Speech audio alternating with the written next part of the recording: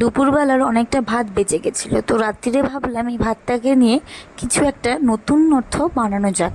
প্রথমে কড়াতে তেল নিয়ে ডিমটা অনেকটা করে ভুজি করে বানিয়ে নেব। ভালো করে ছোট ছোট করে একদম মিহি করে ভুজি বানিয়ে নিয়েছিলাম।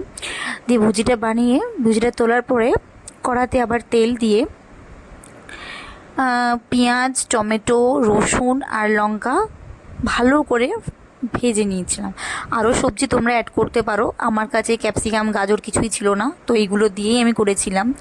তো ভালো করে লাল লাল করে পেঁয়াজটা ভাজার পরে একে একে টমেটো, রসুন কুচি আর লঙ্কা দিয়ে দিয়েছিলাম। তো তারপরে আমি আলুটাকে একটু ভাপিয়ে নিয়েছিলাম হলুদ দিয়ে, ওইটাকেও দিয়ে দিয়েছি ওর সঙ্গে।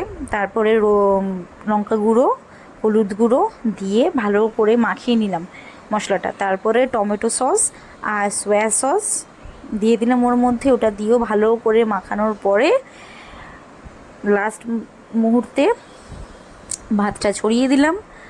তারপরে ওই যে ভাজি করা ডিমটা ছিল ওটাকেও ছড়িয়ে দিলাম, দিয়ে ভালো করে মশলাটার সাথে মাখিয়ে টাখিয়ে নিয়ে খুব সুন্দর, বলছি খেতে হেভি হয়েছিল। তোমরা প্লিজ ট্রাই করো।